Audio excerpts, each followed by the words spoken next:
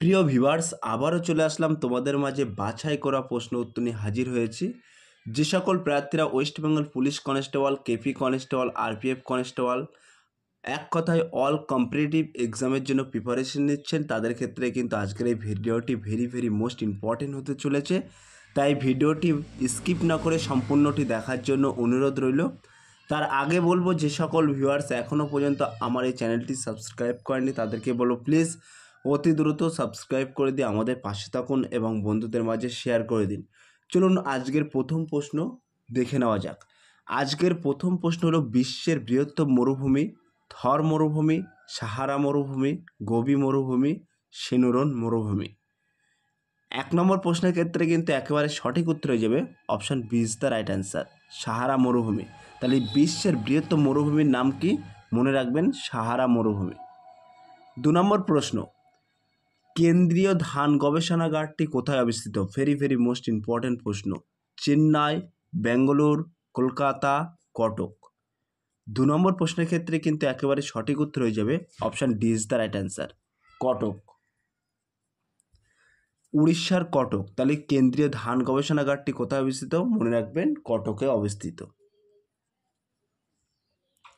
3 নম্বর প্রশ্ন, Mount Everest কোন দেশে অবস্থিত? ভেরি মোস্ট ইম্পর্ট্যান্ট প্রশ্ন। ভারত, চীন, ভুটান, নেপাল। 3 নম্বর প্রশ্নের ক্ষেত্রে কিন্তু একেবারে সঠিক উত্তর হয়ে যাবে option D is the right answer, Nepal. তাহলে মাউন্ট এভারেস্ট কোন দেশে অবস্থিত? মনে রাখবেন, নেপালে অবস্থিত। 4 নম্বর প্রশ্ন, কৃষ্ণ মৃত্তিকা কোন চাষের জন্য সবচেয়ে উপযোগী? ভেরি মোস্ট ইম্পর্ট্যান্ট প্রশ্ন। ধান, চা, গম, তুলা। 4 নম্বর প্রশ্নের ক্ষেত্রে কিন্তু একেবারে সঠিক উত্তর হয়ে যাবে option D is the right answer, তুলা। তাহলে কৃষ্ণ মৃত্তিকা কোন চাষের জন্য সবচেয়ে উপযোগী? মনে রাখবেন, তুলা। 5 নম্বর প্রশ্ন, নিচের কোন শহরটি ভারতের প্রবেশদ্বার নামে পরিচিত? ভেরি মোস্ট ইম্পর্ট্যান্ট প্রশ্ন। তোমাদের জন্য বাছাই করা প্রশ্ন উত্তর নিয়ে চলে এসেছি। চেন্নাই, মুম্বাই, নিউ দিল্লি, কলকাতা। এই 5 নম্বর প্রশ্নের ক্ষেত্রে কিন্তু একেবারে সঠিক উত্তর হয়ে যাবে option B is the right answer, Mumbai. তাহলে কোন শহরটিকে ভারতের প্রবেশদ্বার বলা হয়?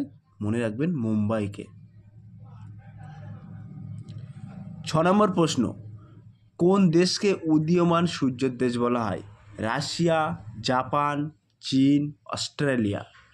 6 নম্বর প্রশ্নের ক্ষেত্রে কিন্তু একেবারে সঠিক উত্তর হয়ে যাবে option B is the right answer, জাপানকে কিন্তু উদীয়মান সূর্যের দেশ বলা হয়, মনে রাখবেন।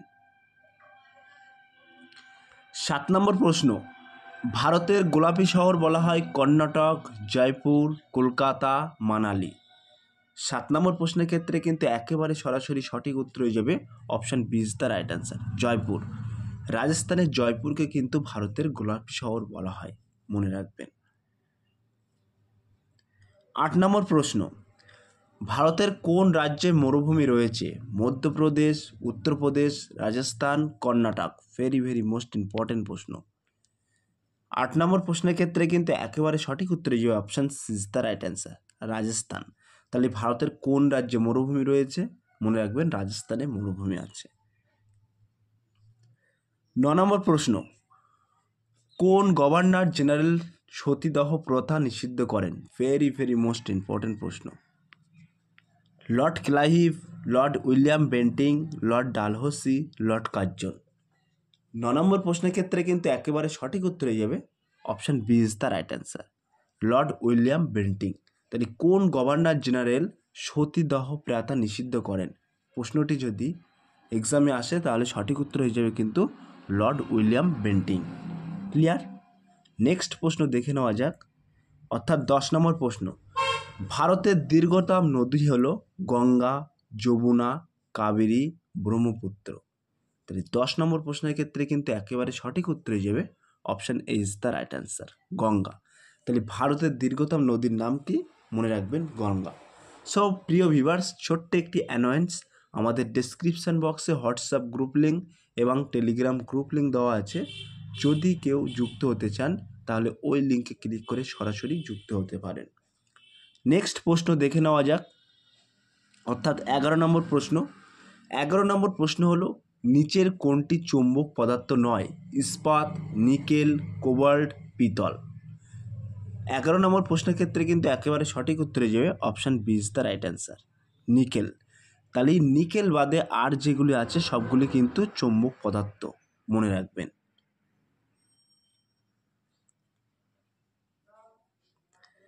বারো নম্বর প্রশ্ন, কচ্ছপ নিচের কোন শ্রেণীভুক্ত? ভেরি ভেরি মোস্ট ইম্পর্টেন্ট প্রশ্ন। সরীসৃপ, উভচর, মৎস্য, স্তন্যপায়ী। 12 নম্বর প্রশ্নের ক্ষেত্রে কিন্তু একেবারে সঠিক উত্তর হয়ে যাবে option B is the right answer, উভচর। তাহলে কচ্ছপ নিচের কোন শ্রেণীভুক্ত? মনে রাখবেন উভচর শ্রেণীভুক্ত। 13 নম্বর প্রশ্ন, রক্তচাপ পরিমাপে আমরা ব্যবহার করি স্টিওস্কোপ, স্পুগোমিটার, অ্যানিমোমিটার, থার্মোমিটার। 13 নম্বর প্রশ্নের ক্ষেত্রে কিন্তু একেবারে সঠিক উত্তর হয়ে যাবে option B is the right answer, sphygmomanometer. 14 নম্বর প্রশ্ন, আকাশ নীল কেন? ভেরি ভেরি মোস্ট ইম্পর্টেন্ট প্রশ্ন। সমুদ্রের প্রতিফলনের জন্য, ওজোন স্তরের জন্য, মহাশূন্য নীলাভ গ্যাসের উপস্থিতির জন্য, অপশান ডি বায়ুমণ্ডলের প্রবেশের সময় আলোকের প্রতিসরণের জন্য। তাহলে 14 নম্বর প্রশ্নের ক্ষেত্রে কিন্তু একেবারে সঠিক উত্তর হয়ে যাবে option D is the right answer. তাহলে আকাশ নীল কেন? একেবারে সঠিক উত্তর হয়ে যাবে বায়ুমণ্ডলের প্রবেশের সময় আলোকের প্রতিসরণ, মনে রাখবেন। 15 নম্বর প্রশ্ন, কার দ্রাবতার জন্য সোডার বোতল খুললে হিসিস শব্দ হয়?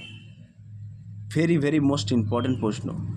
Oxygen, carbon monoxide, carbon dioxide, nitrogen dioxide. 15 নম্বর প্রশ্নের ক্ষেত্রে কিন্তু একেবারে সঠিক উত্তর হয়ে যাবে option B is the right answer, carbon monoxide. তাহলে কার দ্রাবতার জন্য সোডার বোতল খুললে হিসিস শব্দ হয়? মনে রাখবেন কার্বন মনোঅক্সাইডের জন্য।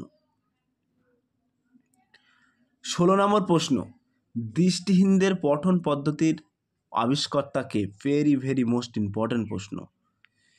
Peary Curie, Bertrand Russell, Thomas Edison, Louis Braille. 16 নম্বর প্রশ্নের ক্ষেত্রে কিন্তু একেবারে সঠিক উত্তর হয়ে যাবে option D is the right answer, Louis Braille. তাহলে দৃষ্টিহীনদের পঠন পদ্ধতির আবিষ্কর্তা কে? মনে রাখবেন লুই ব্রেইল। 17 নম্বর প্রশ্ন, কোন বাঙালি গ্রন্থকার আনিলা দেবী ছদ্মনাম ব্যবহার করতেন? ভেরি ভেরি মোস্ট ইম্পর্টেন্ট প্রশ্ন। প্রতিভা বসু, শরৎচন্দ্র চট্টোপাধ্যায়, কলম মজুমদার, রাধারানী দেবী। 17 নম্বর প্রশ্নের ক্ষেত্রে কিন্তু একেবারে সঠিক উত্তর হয়ে যাবে option B is the right answer, Saratchandra Chattopadhyay. তাহলে কোন বাঙালি গ্রন্থকার অনিলা দেবী ছদ্মনাম ব্যবহার করতেন? একেবারে সঠিক উত্তর হয়ে যাবে শরৎচন্দ্র চট্টোপাধ্যায়। নেক্সট প্রশ্ন দেখে নেওয়া যাক, অর্থাৎ 18 নম্বর প্রশ্ন, ফারেনহাইট স্কেলে 14 ডিগ্রি সেন্টিগ্রেড স্কেলে কত? ভেরি ভেরি মোস্ট ইম্পর্টেন্ট প্রশ্ন। 0 degree, -10 degree, 0 degree, 14 degree, 24 degree. 18 নম্বর প্রশ্নের ক্ষেত্রে কিন্তু একেবারে সঠিক উত্তর হয়ে যাবে option A is the right answer, 0 degree -10 degree. তাহলে এখানে কিন্তু একটি ভালো প্রশ্ন এটি। ফারেনহাইট স্কেলে 14 ডিগ্রি সমান সেন্টিগ্রেড স্কেলে কত? তাহলে সঠিক উত্তর হয়ে যাবে কিন্তু 0 ডিগ্রি -10 ডিগ্রি। পরীক্ষায় আসলে কিন্তু তোমরা এটা লিখে দেবে, অর্থাৎ এমসিকিউ টাইপ প্রশ্ন আসবে। 19 নম্বর প্রশ্ন, to be or not to be, that's is the question. এই বিখ্যাত উক্তিটি শেক্সপিয়ারের কোন নাটকে পাওয়া গেছে? ভেরি ভেরি মোস্ট ইম্পর্টেন্ট প্রশ্ন। Macbeth, Hamlet, Romeo and Juliet, Othello. 19 নম্বর প্রশ্নের ক্ষেত্রে কিন্তু একেবারে সঠিক উত্তর হয়ে যাবে option B is the right answer, Hamlet. তাহলে to be or not to be, that is the question.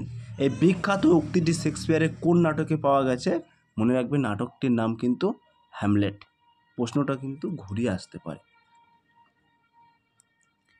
20 নম্বর প্রশ্ন, অর্থাৎ আজকের লাস্ট প্রশ্ন, পৃথিবীর সবচেয়ে বড় মেট্রোপলিটন শহর কোনটি? ভেরি ভেরি মোস্ট ইম্পর্টেন্ট প্রশ্ন। Sydney, Beijing, new York, Tokyo. So প্রিয় ভিউয়ার্স, 20 নম্বর প্রশ্নটি তোমাদের জন্য হোমওয়ার্ক থাকলো। তাহলে পৃথিবীর সবচেয়ে বড় মেট্রোপলিটন শহর কোনটি? সঠিক উত্তরটি বেছে দিয়ে তোমরা কমেন্ট সেকশন বক্সে মাধ্যমে কমেন্ট করে জানিয়ে দিও। সো প্রিয় ভিউয়ার্স, এই ছিল আজকে তোমাদের জন্য বাছাই করা এমসিকিউ টপিক প্রশ্ন উত্তর। যদি ভিডিওটি ভালো লেগে থাকে প্লিজ লাইক, কমেন্ট এবং শেয়ার করে দিন বন্ধুদের মাঝে। ফিরে আসছে আগামী দিনে তোমাদের জন্য সুন্দর নতুন একটি